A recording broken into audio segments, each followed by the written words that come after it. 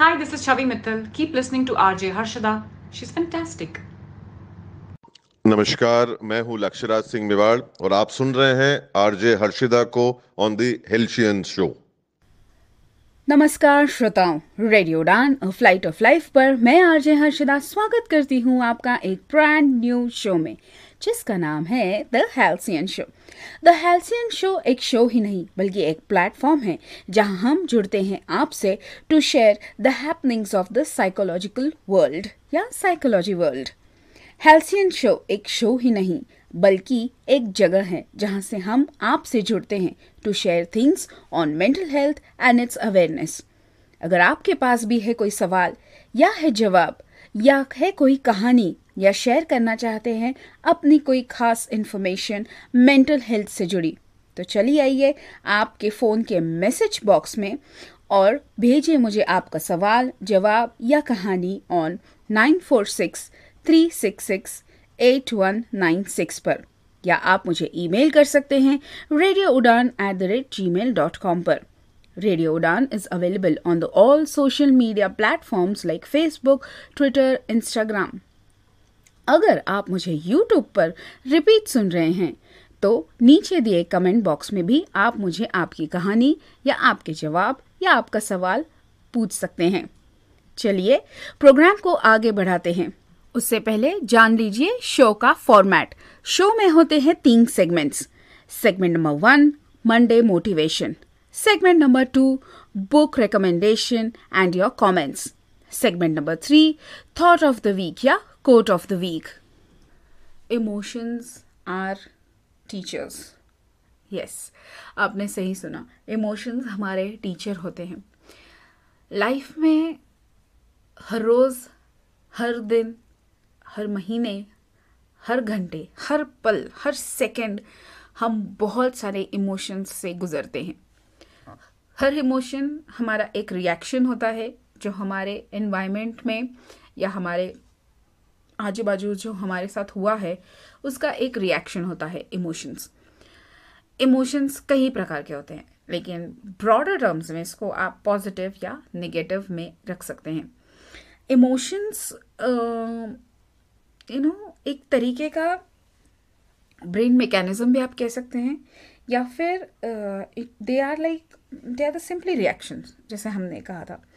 So emotions are not there to they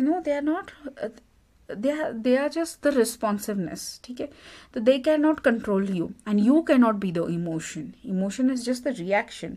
So they can either annoy you, they actually don't annoy you, but you feel like they are annoying you, or they are making just your life miserable. It is not that. The annoyance, जो excitement, जो भी है, जो भी आपकी feelings आ रहे हैं, जो भी emotions आ रहे हैं, it is just the attention which your body or your brain is trying to give or offer you clues about the state of your life, your thoughts, और जो भी आपका आने वाला है, they are just the clues जो आपको मिल रहे हैं।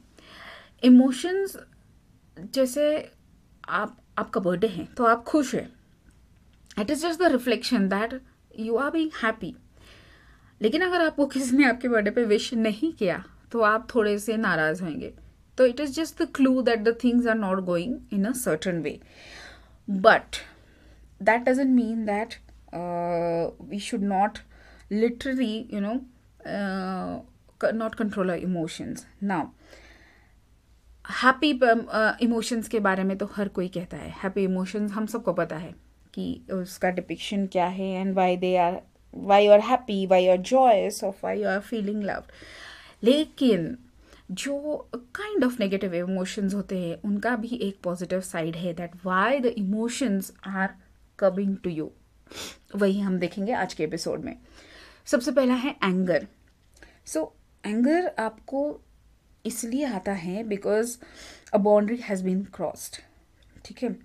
परहैप्स ऐसा हुआ है कि आपने जो बाउंड्री सेट की थी उसमें वो इतनी स्ट्रॉन्ग नहीं थी, या उसमें there is not that much strongness या फिर टेंसिटी नहीं है कि उस पर आप और सामने वाला खड़े उतरे। you lack that boundaries. You need to understand that that is why you are anger, and you are not able to protect yourself from the things which are going around you. So you need to make your boundaries strong. Guilt एक ऐसा emotion है ना कि it will make you believe every time that you have done something wrong, or maybe it's time to apologize, or maybe you have done something wrong and you need to reset your expectations. So guilt आपको guilt is showing you that you need to seek for forgiveness, but your ego is there, and that is why you are not doing that act. So guilt आपको आ रहा है तो तुरंत जाइए, जिससे भी माफ़ी मांगनी है उनसे माफ़ी मांग के आइए. It is something that the former has made you believe that it is wrong, but if you believe yourself that it is wrong, that just seek forgiveness, and that forgiveness ka act, to coming to that forgiveness ka act, that is stopping you. That is why guilt comes up. Jealousy आपको क्यों होती है? Jealousy आपको इसीलिए होती है because आप खुद चाहते थे वहाँ पे होना, आप वो खुद चीज़ें चाहते थे आपकी लाइफ में होना, but perhaps life hasn't been that grateful to you. That is why you have been in such situation which you are creating for yourself, and it is like just your heart desires. So you get that jealousy point of over there. Disappointment एक ऐसी चीज़ है जो आपके expectations meet नहीं हुए हैं. So maybe you need to adjust your level of expectations. ये बहुत ज़रूरी है. ये हम समझ ही नहीं पाते कि हमें कई बार ऐसा होता है कि हम सामने वाले इंसान को समझ नहीं पाते, या जो भी हमारी सिचुएशन आई है उसे हम समझ ही नहीं पाते. So we are not able to attach that parameters properly. इसलिए हमारे एक्सपेक्टेशन सामने वाले से बहुत ज़्यादा हो जाते हैं, बिकॉज वो पैरामीटर ही हमने सेट नहीं किया है. सो जब पैरामीटर सेट नहीं होता है, you get that disappointment, and जो सिचुएशन है या सामने वाला इंसान है वो कैच नहीं ले पाता है, बिकॉज उसके पैरामीटर्स में वो एक्सपेक्टेशंस है ही नहीं. That is why you get a disappointment. Burnout is something that you have just mentally exhausted yourself so much that your emotional resources are all drained off. खत्म हैं emotional responses. This is where you need to restore your energy. Take a break. And brain out आप कब feel करते हैं? Brain out specially आप तब feel करते हैं जब आपको ऐसा लगता है कि लाइफ में कुछ सही नहीं हो रहा है. Everything is just stressed. You are not able to focus on one thing. Everything around is just running and you are not able to get in to that. That's fog. ऐसा brain fog जैसा लगता है. That is the time when you are burned out. And burned out, I will tell you, burned out का सबसे impact आपके आसपास के इंसानों पे पड़ता है. बर्नड आउट आप हुए होते हो, लेकिन उसका इम्पैक्ट आजू बाजू वालों जो आपके एनवायरनमेंट में लोग हैं उन पे पड़ता है. And that is why that creates a tussle and ruffle between the relationships. That is the burn out का the main thing. Sadness. Why do you experience sadness? Because see, whether there is loss of something or someone in your life, you were not able to get that vision for yourself. ठीक है? You had a lot of expectations. You created a vision by your own self where you didn't think of the other person. What is his vision, or what is his perspective? And when these don't match, you get the sadness. Now what you have to do in this? You have to give yourself some time to acknowledge yourself, your own self. You have to give something time. And if it is loss of a person, mourn it. उसका शौक मनाओ, उसका दुख मनाओ, बिंदास मनाओ. लेकिन एक बार जब पूरी तरीके से मना चुके हों, वहाँ से आगे निकलिए, बढ़ते जाइए. उस चीज़ को वहीं पे छोड़ के आप आगे निकलते जाइए. एंजाइटी. Now, anxiety पे तो I can just speak for an hour. People get so much anxious because they just think a lot about their future, which is not going to happen also. ऐसी ऐसी चीज़ें सोचते रहते हैं, उसी की वजह से हमें एनजाइटी होती है. और anxiety also makes you feel that you are in danger. That is why every time you feel that I'm in danger, okay, शायद मेरे साथ ये हो जाएगा, शायद मेरे साथ वो हो जाएगा, ये मैं कर नहीं पाऊंगा, ये मैं वो कर नहीं पाऊंगा. इस तरह के थॉट्स जब आप आपके इम्प्रिंट करते हो दिमाग में, तो आपका दिमाग फिर कंफ्यूज हो जाता है कि हाँ यार, मेरे पे तो डिसीजन मेकिंग की एबिलिटी है ही नहीं, तो why should I unnecessary go into things. इसीलिए don't stay away from things which make you feel that you are in dangered situation. ठीक है. Excitement is something that your energies is uplifting but your emotion is not. ठीक है. इसीलिए आपको excitement होता है. Excitement इसलिए होता है कि झट से आपकी एनर्जी हाई हो जाती है, बट आपके इमोशंस हाई नहीं होते हैं, इसलिए that don't get match. And some time excitement में आप गलत चीज़ें करते हो बिकॉज आपके एनर्जी लेवल का से आपका जो बॉन्ड है, जो मेंटल बॉन्ड है, वो मैच नहीं हुआ होता है. इसलिए एक्साइटमेंट में कई बार हम कुछ ऐसी चीज़ें बोल जाते हैं जो हमारे सबकॉन्शियस माइंड में रहती हैं, या फिर एक्साइटमेंट में हम ऐसी चीज़ें कर जाते हैं जो हमारे कॉन्शियस माइंड को, जिसके पास सबकॉन्शियस माइंड, जिसके पास लॉट ऑफ इन्फॉर्मेशन रहती है, उसे हम काम करने नहीं देते बिकॉज हमारी एनर्जी हाई होती है, और इसीलिए बहुत सारी गलतियां हमसे होती रहती हैं. एक और इमोशन जो काइंड ऑफ नेगेटिव होता है वो होता है fear. We fear lot of things in our life, जिससे एंजाइटी भी होती है. तो it's a normal mind tendency, it's a survival tendency or survival function which is induced in our mind as a responsiveness of either you fight for it or you flight for it, which means it's a reaction. Basically the body prepares ourselves to react for danger. Fear आप flight नहीं कर पा रहे हो या आप fight नहीं कर पा रहे हो, इसके वजह से होता है. Flight means either you just relax your self and do like okay fine, I'll be in my pace, okay, whatever comes I'll take it. Fight, if you're not able to fight back, उसका भी एक fear होता है. So this is the conflict where the flight and fight का जो conflict होता है उसमें आपका fear आता है. Now fear can also be act as a warning sign also for us, but it also help us sometimes to recognize the dangers in future. So you have to be very conducive about your fear. Fear can be positive in some ways. It can motivate us for positive changes in life, or it can also help us for the personal growth where we are lacking behind. So a healthy amount of fear is okay, but amount of fear which is like not making you do your daily activities, then you have some problem. यहाँ पे लेते हैं एक छोटा सा break. कहीं मत जाइए, वापस आएंगे ब्रेक के बाद और सुनेंगे और भी चीजें. आप सुन रहे हैं रेडियो उड़ान और फ्लाइट ऑफ लाइफ पर द हेल्सियन शो, मेरे यानी आरजे हर्षिदा के साथ. Stay tuned. मैं हूँ किरण बेदी. हमेशा सुनो रेडियो उड़ान. आज ही अपने मोबाइल फोन पर ऐप स्टोर या फिर प्ले स्टोर से डाउनलोड कीजिए रेडियो उड़ान का ऑफिशियल ऐप, या फिर लॉग ऑन कीजिए www.radioudan.com. सुनते रहिए रेडियो उड़ान, अ फ्लाइट ऑफ लाइफ. आप सुन रहे हैं रेडियो उड़ान, फ्लाइट ऑफ लाइफ. ब्रेक के बाद आप सभी का स्वागत है. आप सुन रहे हैं the halcyon show on radio उड़ान, मेरे यानी आरजे हर्षिदा के साथ.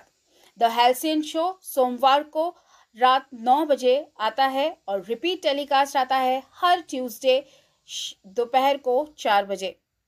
हेल्सियन शो एक मेंटल हेल्थ अवेयरनेस शो है, जहाँ पे हम छोटी छोटी रोज़मर्रा की मेंटल हेल्थ से रिलेटेड जो प्रॉब्लम्स हैं वो शेयर करते हैं. चलिए आगे बढ़ते हैं. And you should write in there make things in correct way. यहीं से शुरुआत होती है हमारे एक और टॉपिक की, जिसका नाम है इमोशनल इंटेलिजेंस या emotional quotient, which is or EQ और the EI। Okay, so emotional intelligence मतलब क्या? Emotional intelligence means that it's the it's the ability जहाँ पे आप इंटरप्रेट कर सकते हो या डेमोन्स्ट्रेट कर सकते हो, कंट्रोल कर सकते हो आपकी इमोशंस सही वे में कैसे आप हैंडल करते हो, उसको कहते हैं इमोशनल इंटेलिजेंस और इमोशनल कोशेंट। ना इमोशनल इंटेलिजेंट आप हो या नहीं, ये कैसे पता कर सकते हैं? Of course there are lot of test, but there are some kind of attribute or some kind of things which I will be telling you right now, which can make you an emotionally strong person. Emotional intelligence and emotionally strong, these are two different things, and we'll surely see this, what are they. So now emotions की बात कर रहे हैं तो सबसे पहले आएगी ability, कि आप किस तरह से आइडेंटिफाई करते हैं या डिस्क्राइब करते हैं व्हाट आर पीपल फीलिंग। सो अगर आपके पास वो एबिलिटी है डिस्क्राइब करने की तो आप इमोशनली स्ट्रांग हैं। And awareness of personal strengths and limitation, अगर आपके खुद के पर्सनल स्ट्रेंथ्स आपको पता है, लिमिटेशंस पता है, तो आपका इमोशनल कोशेंट बहुत ज़्यादा स्ट्रांग है। Self confidence and self acceptance, confidence होना बहुत ज़रूरी है। Confidence is the other way to tackle your emotions. Then the ability to let go of mistakes, अगर आपने कोई मिस्टेक की है या सामने वाले से कोई मिस्टेक हुई है तो उस पर अननेसेसरी रिएक्ट ना करके अगर आप उस मिस्टेक को जनरलाइज कर सकते हैं, so that can be a very good part of it. A strong strength of curiosity particularly about other people, अगर आप दूसरों के emotions के लिए quite you have sensitized yourself, then you are emotionally strong. Feelings of empathy and concern for other people, yes, it is very important. आप बाकियों की, दूसरों की बातें समझते हैं, दूसरों के फीलिंग्स समझते हैं, जानते हैं, that is the very important thing which I know that people with high emotional quotient have. The other is showing sensitivity to the feelings of other person, accepting responsibilities for mistake. ये हम बहुत बार कर ही नहीं पाते हैं. Now there are a lot of tests which are available in the market right now. तो आप भी ये टेस्ट जो हैं वो आइडेंटिफाई कर मतलब ले सकते हैं. The first one is the MSCEIT. Now this is the Mayer-Salvon Caruso Emotional Intelligence Test, जिसमें कि there are 4 branches which has a EI model. उसमें आप आपकी ability देख सकते हैं मैनेज करके. There's one more test called the ESCI, which is the Emotional and Social Competence Inventory. That is also available online. You can anytime just go there and put in your things and you can just see how emotionally strong you are. Now, जब हम emotional intelligence की बात करते हैं तो वहाँ पे 4 components आते हैं. एंड इमोशनल इंटेलिजेंस कभी भी आर्टिफिशियल इंटेलिजेंस कैरी नहीं कर सकता, इसलिए आपका इमोशनली स्ट्रांग होना हर फील्ड में बहुत ज़रूरी है. तो सबसे पहला इसमें एस्पेक्ट होता है वो है परसीविंग इमोशंस, कि आप किस तरह से हर इमोशन को एक्यूरेटली परसीव करते हैं. बहुत सारे चीज़ें इसमें होती हैं, जैसे कि आप जो नॉन वर्बल सिग्नल्स होते हैं जैसे बॉडी लैंग्वेज, फेशियल एक्सप्रेशन, क्या आप इन सब चीज़ के बारे में पढ़ पा रहे हैं? क्या सामने वाले के इंसान या उसकी बॉडी लैंग्वेज या उसके हैंड मूवमेंट्स को देख के आप ये समझ पा रहे हैं कि उसमें क्या इमोशंस हैं? Reasoning with emotion. Now, the next step which comes in emotional intelligence is to promote thinking and cognitive activity. बहुत बार ऐसा होता है कि हाई इमोशंस में इंसान जो प्रॉपर उसे चीज़ें करनी चाहिए वो नहीं कर पाता है. इसीलिए emotions help you to prioritise that where you should pay attention, ठीक है, आपको कहाँ अटेंशन पे करना है, किस तरह से रिस्पॉन्ड करना है, कितने इमोशन की कैटेगरी में रिस्पॉन्स करना है, that is also an important thing. The very third and important thing is understanding emotion. Okay, if ये कई बार होता है, अगर कोई इंसान आप पे गुस्सा कर रहा है, ठीक है, if the person is expressing an angry emotion, the observer, आप जिसको एंगर आ रहा है, it must interpret the cause of persons anger and what could it mean. For example, जैसे कि क्या कह सकते हैं, जैसे कि आपका कोई बॉस है, ठीक है, and he is like acting angry, he must be dissatisfied with your work. Okay, so you have to understand this, that it could be that you need to speed that way. जो भी आपकी चीज़ें आपको work करने के लिए दी हैं, so you just have to speed it up. यहाँ पे थ्योरी ऑफ डिटैचमेंट आता है. अगर किसी इमोशन को आप उसी इमोशन की इंटेंसिटी में ना देखते हुए उसके पीछे का रीज़न या उसके पीछे का थॉट प्रोसेस अगर आप देखते हैं, तो that is where you can catch the line and you have a high level of emotional intelligence. जो डिटैचमेंट की थ्योरी अपनाते हैं उन्हें इमोशनल इंटेलिजेंस उनके हाई रहते हैं. And the fourth is managing. Managing emotions cannot be always easy. They are very difficult to manage, especially if you are in a space where emotions are a lot. Okay, so अगर आप आपके emotions को recognise कर सकते हैं, उन्हें understand कर सकते हैं, एंड फिर भी आप डिसीजंस ले सकते हैं which can feel the others happy and they are not affected by it. That is the main of having emotional intelligence. Now, why it is important to have emotionally intelligent या emotional intelligence होना क्यों ज़रूरी है?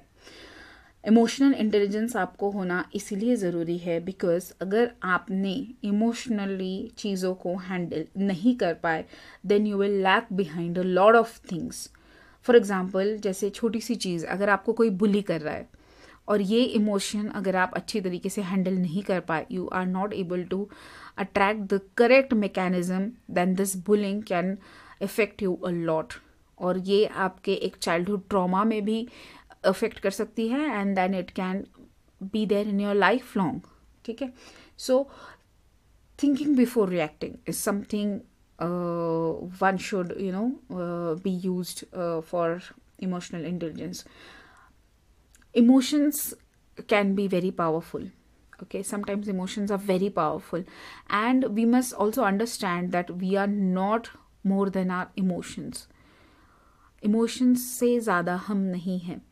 ठीक है, emotions आपका अगर reactive, because all emotions are reaction, okay, they are somehow reacted for reaction of the situation happened, and as I have said, they are the clues कि अभी आपके लाइफ की स्टेट क्या है, ये क्लूज देने के लिए या फिर उस एनर्जी को बाहर लाने के लिए आपके इमोशंस होते हैं. So you should always think before reacting things. Then greater self awareness. अगर आपको पता है कि आपके इमोशंस क्या क्या हैं या आप किस तरह से रिस्पॉन्ड करते हैं चीज़ों को, you know your own feelings, ये जानना बहुत ज़रूरी होता है. ये सेल्फ अवेयरनेस बहुतों के पास नहीं है आज. We have to practise this. ये हमें देखना है कि हमारे इमोशंस क्या हैं, किस तरह से बाहर आ रहे हैं, क्या हम उन इमोशंस को डील कर पा रहे हैं. And this is all self. ये आपको कोई सिखाएगा नहीं कि बैठ के कि हाँ बैठो, ये सीखो, ये इमोशन आया है, इस तरह से आप उसके मैकेनिज्म करो. नहीं, this is a self awareness thing that you should your own way practise. Then the fourth point is empathy for others. एक बहुत बड़ा इमोशनल इंटेलिजेंस का part is in being able to think about and empathize especially कि what other people are feeling. This would involve a lot of things like considering how would you respond if you were in the same situation. ये सारी जो qualities है ना, ये आपको एक अच्छे लीडर की भी और एक अच्छे इंसान की एंड सॉर्टेड इंसान की निशानी बताता है. अभी I have told you the problems, I have told you the key aspects.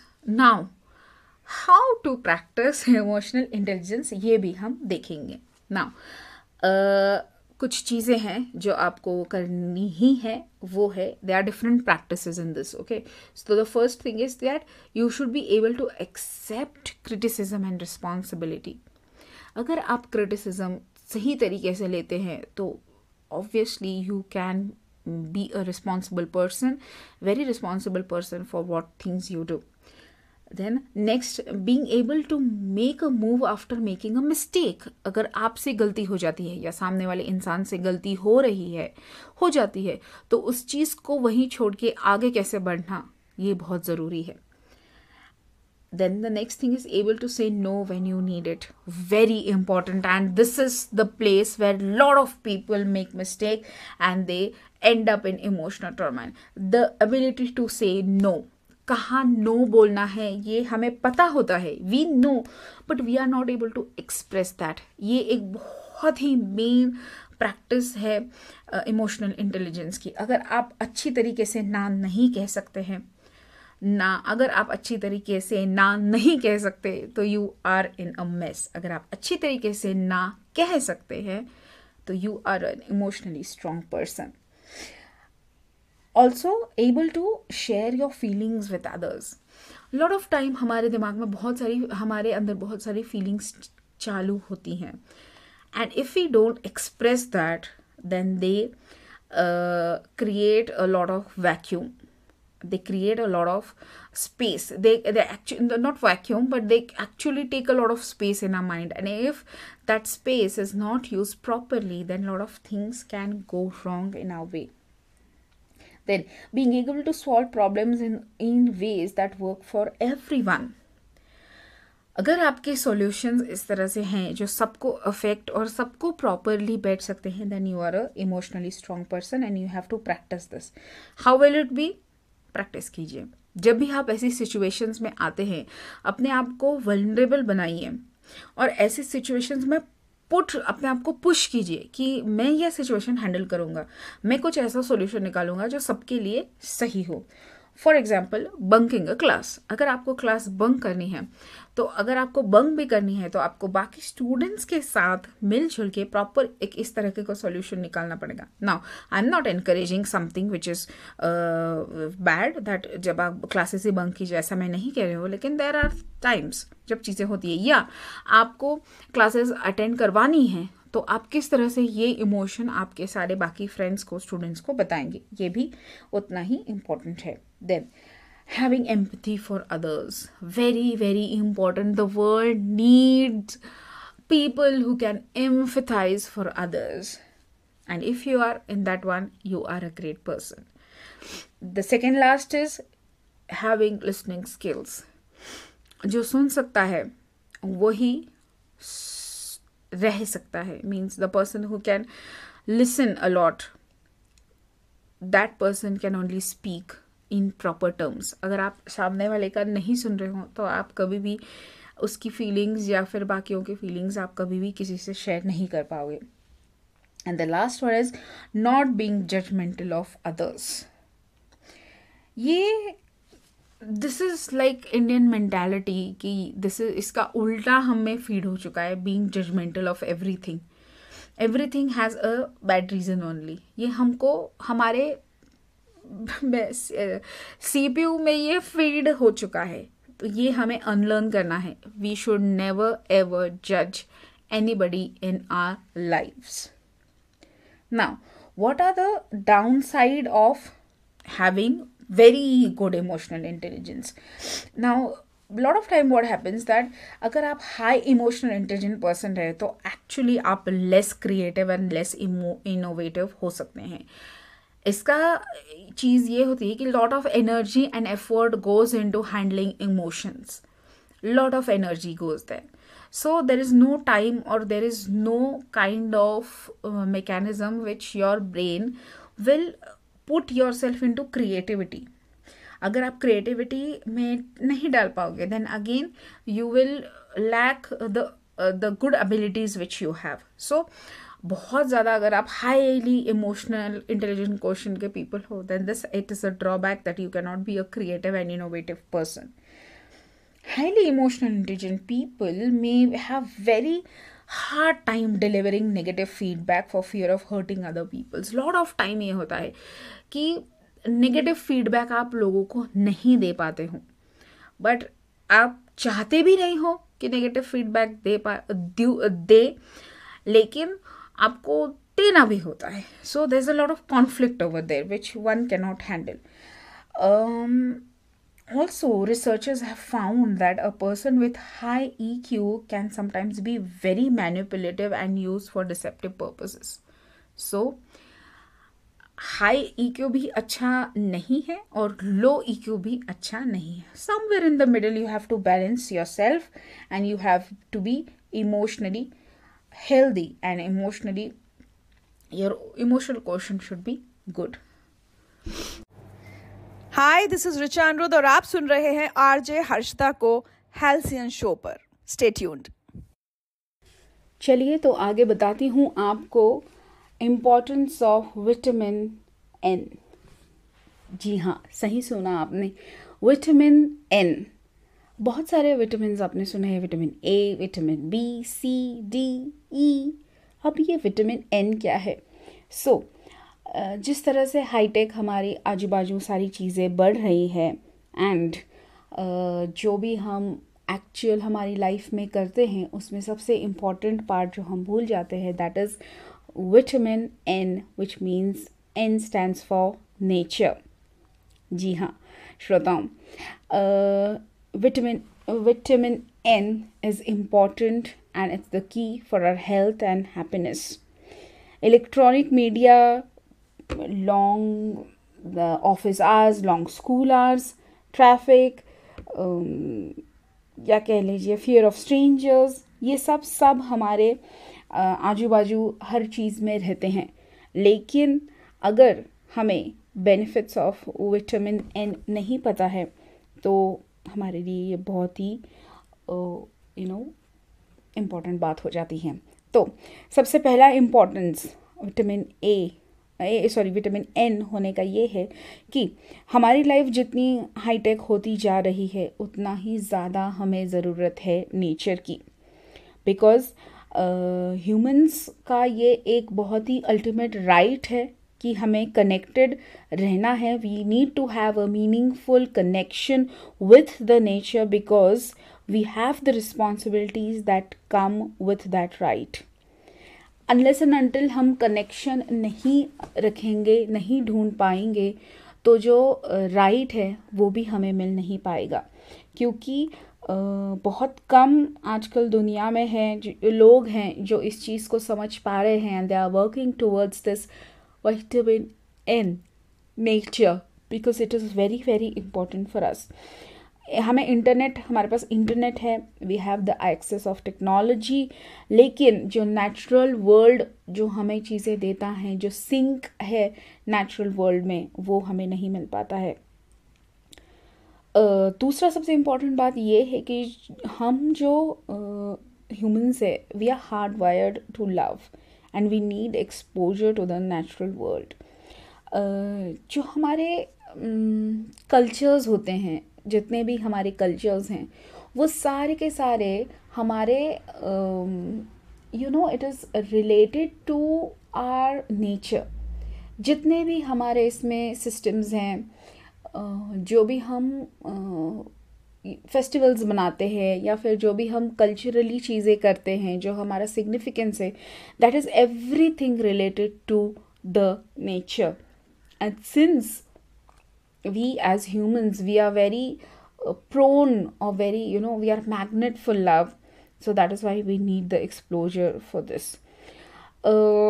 सबसे थर्ड जो ये बहुत ही इम्पॉर्टेंट पॉइंट है to have vitamin N, that is nature, is हम बहुत ज़्यादा सफ़र करेंगे अगर हमने अपने आप को नेचर से विड्रॉ कर लिया तो. एक स्टडी ऑस्ट्रेलियन प्रोफेसर हैं ग्लेन आर्बेक्स ने, he is the director of institute of sustainability and technology policy at Murdoch university. So उन्होंने एक टर्म कॉइन की है, उस टर्म का नाम है solastalgia. So it is a combination of a Latin word called solatium, which means comfort, or in solas, and the Greek word algia, which means pain. Okay, so the word becomes solastalgia. जैसे nostalgia है उसी तरह से सोलास्टेल्जिया है. It is like the इस चीज़ का मतलब है कि द पेन, मतलब जो हम एक्सपीरियंस करते हैं pain in when there is a recognition that the place where one resides and that loves is under immediate assault. So ये चीज़ें हमें याद रखने की बहुत बहुत ज़रूरत है. साथ ही साथ nature brings our senses alive. Fourth point जो मैंने आपको बताया है अभी, कि साइंटिस्ट ये कहते हैं कि humans have the ability to track themselves by scent alone. Some humans have rival bats in echolocation or biosonar abilities. हमारे पास इतनी abilities हैं इतने सारी. So why aren't we using them? Why aren't we close to nature? Individuals and businesses can become nature smart. Yes. Nature smart होना हमें हमारे mental health के लिए भी नहीं, बट हमारे जो हमारे अंदर जो नेचर न्यूट्रॉन्स हैं उन्हें भी हमें इनकलकेट करना बहुत बहुत ज़रूरी है. एक एग्ज़ाम्पल मैं आपको बताती हूँ. यूनिवर्सिटी ऑफ मिशिगन में रिसर्चर्स ने ये डेमॉन्स्ट्रेट किया था कि just an hour interacting with nature, memory, performance and attention spans improved by 20%. So that much it is important. इसीलिए जर्मन कंट्रीज़ में भी, जर्मनी में भी, the countries around Germany, German cities में भी ये देखा गया है कि जो किंडरगार्टन के हमारे बच्चे होते हैं उन्हें पहले कुछ साल ज़्यादा से ज़्यादा एक्सपोजर जो है वो नेचर में दिया है, तो नेचर में दिया जाता है. तो there is water proper walk in the forest for them. Wood walks होते हैं ताकि उन्हें ज़्यादा से ज़्यादा नेचर से एक्सपोजर मिले, and they become good in their sensories and imagination and confidence. जो सिक्स्थ पॉइंट है मेरा, वो बहुत बहुत इम्पॉर्टेंट पॉइंट है. इसको मैं हमेशा हाईलाइट करने की कोशिश करती हूँ कि नेचर हील्स. ये हमें याद रखना बहुत ज़रूरी है. Not only mother nature, but it has that power, that intensity to heal you from anything. Whatever you are facing in your life, it has that power to get healed of yourself. अगर हम हमारे 7th point की बात करें तो nature has the ability to reduce your depression and improve your psychological well-being. तो Sweden के कुछ रिसर्चर्स हैं जिन्होंने ये रिसर्च की थी कि उन्होंने ग्रुप ऑफ पीपल को एक ग्रीन लश एरिया में जॉगिंग करने के लिए भेजा, और कुछ को उन्होंने ऐसे ग्राउंड जहाँ पे ग्रीनरी बहुत ही कम है और पैक्ड ग्राउंड में भेजा. सो जो ग्रीनरी में जो जॉगिंग कर रहे थे उनका डिप्रेशन लेवल्स बहुत जल्दी कम हुए, and they were more energetic and they were more happier than the ones who were around the bricked wall and in a room. So ये बहुत इम्पॉर्टेंट रोल प्ले करता है आपकी लाइफ में. Then nature builds community bonds. ये तो बहुत बहुत बहुत ही इम्पॉर्टेंट है, बिकॉज हमारे जितने भी फेस्टिवल्स हैं वो इसीलिए बने हैं, जितने भी हम त्यौहार इंडियन सिस्टम में सेलिब्रेट करते हैं वो इसीलिए हैं कि ताकि हम नेचर के साथ जुड़ के हम एक दूसरे के साथ एक कम्युनिटी बना के नेचर को भी हम बचाएं और हम खुद भी एक साथ जुड़े. इस चीज़ के लिए ये सारी चीज़ें हैं. Nature bonds families and friends. Yes. So UK की फैमिलीज़ में ये सिस्टम है कि they have this green gym where they go and have gyming around and all those stuff. And the most important thing, our future is at stake. अगर आज हमने action नहीं लिए for the better of vitamin N, that is nature around us, so बहुत बहुत बहुत हमें मुश्किल हो सकती है.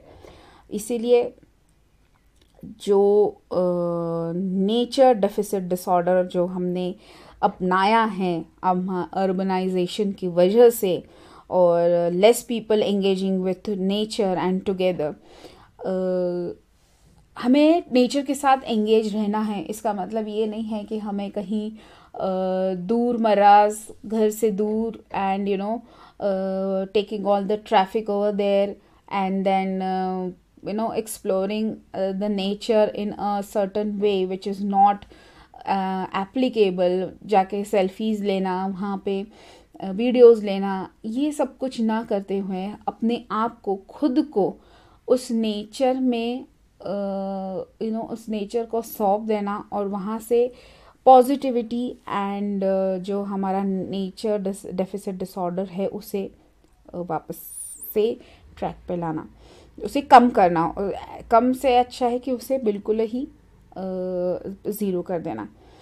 अब नेचर क्या है, क्या देता है, ये तो आप सबको पता है। नेचर हमारी सारी चीज़ों का जो एक तरह से हमारी जो बॉडी चलती है उसके लिए नेचर बहुत बहुत बहुत ज़्यादा इम्पॉर्टेंट है। Now why are we not getting enough of vitamin N? So इसके तो रीजंस आपको खुद को भी पता है, I need not tell you much, but I want to stress on one thing very very very importantly, that nature, when we talk about nature, it doesn't mean that going around where there are proper forests and jungles and all those stuff, but you can create nature around yourself. एक बहुत famous spiritual leader है, उन्होंने कहा है कि if you want something to grow in your life, you should have things around growing. ठीक है, सो कहने का मतलब ये है कि आप कहीं ग्रो करना चाहते हैं और आपको वहाँ पे ग्रोथ नहीं दिख रही है, तो आप आगे कैसे बढ़ोगे? For example, if want to grow a good mental health और ग्रो गुड फिजिक, तो आप क्या करते हैं? हम जिम जाते हैं जहाँ पे आप ग्रोथ देखते हो। उसी तरीके से अगर आपको आपकी मेंटल हेल्थ भी ग्रो करनी है, so you can just plant trees around your self. आप ट्रीज़ प्लांटेशन कीजिए, पेड़ पौधे लेके आइए घर में, आसपास आपके अगर जगह हैं तो वहाँ पे रखिए। घर में तो ज़रूर make sure that proper sunlight आने वाली जगह पे आप ये बहुत सारे प्लांट्स रखें। In fact, it is good to keep in all the rooms of your house a good green plant. And simultaneously, आज के लिए, आज की दुनिया के लिए हमें हमारे रूट से कनेक्टेड होना बहुत बहुत ज़रूरी है। हम ये भूलते जा रहे हैं। We are not connecting with our roots, and that is what is leading us to lot of mental health problems, and we are facing these many things which are which can be easily solved, but right now we are just heading towards something which is good for us in certain way, but simultaneously it is not that much which is known to us. So nature is very important for mental health. इसके पहले भी हमने बहुत सारे episodes में vitamin N के बारे में सोचा है, पढ़ा है, लेकिन सिंस इट इज़ बहुत सारे चेंजेस हम हमारे अराउंड देखते हैं। जैसे लास्ट एपिसोड में भी हमने देखा कि किस तरह से श्रावण मंथ हमारे पूरी बॉडी पे अफेक्ट करता है, and fasting and lot of spiritual activities करने से we can cope up with our lot of things. चलिए, वक्त हो चला है जाने का, और आपसे इस बात पर लेती हूँ विदा कि मिलूंगी आपसे एक नई टॉपिक के साथ और एक नए सेलिब्रिटी के साथ, एक नए स्पीकर के साथ अगले सोमवार ठीक रात 9 बजे। Till then, this is RJ Harshada waving you off with warmth and love from your happy place, The Halcyon Show, only on Radio Udan, A Flight of Life.